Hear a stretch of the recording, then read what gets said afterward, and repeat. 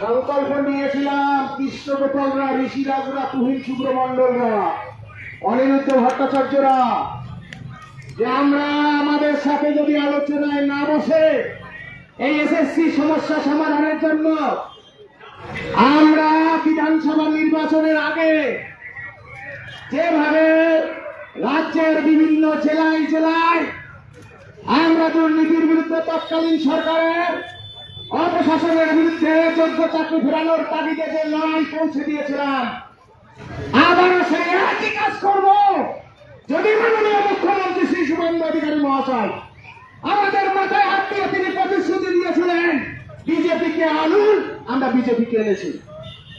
RSS এর ভাইয়েরা, দাদারা, বিশ্ব হিন্দু পরিষদ সবাইকে বলছি, BJP Mandal committee, booth committee, শক্তি কেন্দ্রের প্রমুখ, বিভিন্ন শাখা সংগঠন, মহিলা মোর্চা, যুব মোর্চা, এসসি মোর্চা, ওবিসি মোর্চা, সংখ্যালঘু মোর্চা, গোটা বিজেপি পার্টি মাননীয় মুখ্যমন্ত্রী তিনি যে প্রতিশ্রুতি দিয়েছিলেন সেই প্রতিশ্রুতি অনুযায়ী যদি 2016 সালে চাকরি না ফেরানোর ব্যবস্থা করা হয়, মমতা বন্দ্যোপাধ্যায়ের আমলে যে যে কাজগুলো আমরা করেছিলাম তার থেকেও বেশি শক্তি সঞ্চয় করে সংগঠিতভাবে রাজ্য জুড়ে আন্দোলন ছড়িয়ে দেবো আমরা।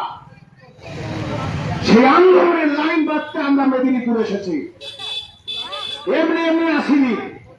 আপনি কলকাতা গিয়ে বলবেন বীর ক্ষুদিরামের মাটি, সংগ্রামীর মাটি, সুশীল ধারার মাটি, তিরঙ্গা আমাদের মাতঙ্গিনী হাজরার মাটি, আমরাও মনে করি এই মেদিনীপুর সংগ্রামের মাটি। আমারও দুর্বলতা আছে সংগ্রামী শুভেন্দু অধিকারীর প্রতি, কিন্তু সেই দুর্বলতা, সেই আনুগত্য ততক্ষণই থাকবে ততক্ষণ সম্মানজনক ভাবে চলবে। আপনি আমাদের ঘরে নিঃশ্বাস নিয়ে আমাদের কাঁধে ভর করে মুখ্যমন্ত্রী হয়ে এখন আমাদেরই চিনতে পারেন না, তা হবে না, তা হবে না। আমরা বেশি গভীরে যাব না। আমাদের যোগ্য শিক্ষাকর্মী যারা মারা গেছে, সুভাষ সোরেন, মেদিনীপুরের ছেলে, মায়েরা, দোকানদার ভাইরা, দাদারা, কাকুরা, জেঠুরা, এই যে শপিং মলের যারা মাইকের আওয়াজ শুনতে পাচ্ছেন, ওই সুভাষ সোরেন আপনাদের জেলার ছেলে, সন্তোষ আপনাদের জেলার ছেলে। মুখ্যমন্ত্রী তৃণমূলের লোকজন মারা যাচ্ছে, চাকরি দিচ্ছে, 25 লাখ 30 লাখ টাকা দিচ্ছে, আমরা খুশি, অসুবিধা নেই। তিনি এই যে আমাদের কিছুদিন আগে একটা প্রোগ্রাম হয়ে গেল রথযাত্রা, 300 কোটি টাকা দিয়েছেন, আমরা খুশি, আমাদের দুঃখ নেই।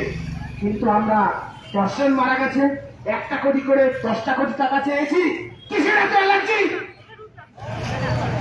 আপনি আমরা রাজধর্ম পালন করুন, আর রাজধর্ম পালন না করলে আমরা শেখাতে বেরিয়েছি, আমরা মাস্টার মশাই, আমরা মাস্টার মশাইরা শেখাতে এসেছি, আপনাকে মনে করিয়ে দিতে এসেছি।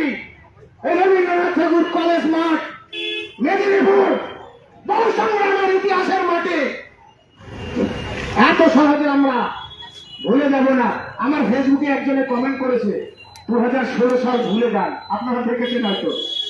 আমাদের শরীরে as long as last drop of blood in my body, so long as আমরা কখনোই আমাদের যোগ্য চাকরি না ফিরিয়ে আমাদের শরীরে যতক্ষণ পর্যন্ত সিঙ্গেল ড্রপ অফ ব্লাড থাকবে ততক্ষণ পর্যন্ত আমরা এই লড়াই থেকে ক্ষান্ত হব না। এটা আপনাদের মেদিনীপুরের কলেজ মাটিতে আমরা চালিয়ে দিয়ে গেলাম। আজকে সমস্ত অংশের চাকরি হারা সরকারি মঞ্চের আহ্বানে জেলার বিভিন্ন দূর দূরান্ত থেকে বন্ধু লড়াকু শিক্ষক কৃষ্ণগোপাল চক্রবর্তী, আমাদের যোগ্য নেতৃত্ব শিক্ষাকর্মী ঋষিরাজ ভাই, ঋষিরাজ মুনিয়ান, সুমন পাত্র, শিবপ্রসাদ মন্ডল সহ আরো অসংখ্য যারা এই আন্দোলনের ব্যাকগ্রাউন্ডে কাজ করেছেন, বিভিন্ন সময় প্রচার করেছেন, তুহিন শুভ্রমন্ডল, যোগ্য শিক্ষক শিক্ষিকা অধিকার মঞ্চ, আদিবাসী শিক্ষক শিক্ষিকা অধিকার মঞ্চ, সত্যব্রত জানা থেকে শুরু করে বিভিন্ন শিক্ষক সংগঠন, মাননীয় কিঙ্কর অধিকারী শিক্ষানুরাগী ঐক্য মঞ্চ, সংগ্রামী যৌথ মঞ্চ, সকলকে আমরা সম্মান জানাই। আমরা বিনম্রভাবে এই কলেজ মাঠে প্রণাম জানাই। অনিরুদ্ধ ভট্টাচার্য প্রথম দিন থেকে এই লড়াইয়ে ছিলেন, আজও আছেন, আগামী দিনেও থাকবেন। 2বার জেল কাটা হয়েছে এই চাকরি হারা আন্দোলনকে কেন্দ্র করে। সুতরাং মাননীয় মুখ্যমন্ত্রী আয়নায় মুখ দেখা দরকার। আপনি একটা সিনিয়র সিটিজেন, যিনি চাকরি হারাদের চাকরি ফেরানোর জন্য আন্দোলনে গেছে, তাকে আপনি জেলে ভরেছেন। এক মাসের মাথায় চাকরি ফেরানোর প্রতিশ্রুতি দিয়ে ক্ষতিগ্রস্ত শিক্ষক খাতি 3 মাসের মাথায় লালবাজারের ভাত খাইয়েছেন। কি ভেবেছেন আমরা ভুলে যাব? আমরা মেদিনীপুরে বলে গেলাম। আপনাকে আমরা বিনয়ের সাথে বলছি, আমরা চ্যালেঞ্জ নেওয়ার ছেলে, চ্যালেঞ্জ গ্রহণ করে করেই এগোবো। আমাদের সাথে এই সমস্যা সমাধানের জন্য আলোচনায় বসুন। এতটুকুই প্রার্থনা, এতটুকুই প্রার্থনা, এতটুকুই চিৎকার করার মূল কারণ এটা। 2016 সাল ফেরান, চিৎকার বন্ধ। ফেরাবেন না, এমন চিৎকার করবো যে চিৎকারে মমতা ব্যানার্জি কখনো ভাবেনি। তার গদিচ্যুত হয়ে যাবে, ঘুমের ঘরে তার চেয়ারটা চলে গেছে। আপনারা যাবে, আমি বলে দিয়ে গেলাম।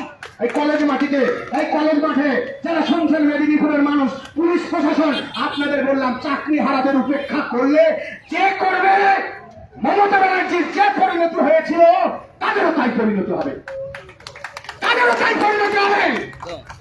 আর চাকরি হারাদের যদি রাজনৈতিক পরিচয় খোঁজা হয়, আগামী দিনে চাকরি হারারা আজ আর আলাদা নেই, আমরা সবাই হয়েছি আজ এক। আমরা কাউকে আলাদা হতে দেবে না। সুতরাং সময়ের প্রয়োজনে, কালের নিয়মে চাকরি হারা খুঁজে নেবে তাদের নিজস্ব পথ, নিজস্ব পথের ঠিকানা খুঁজে নেবে।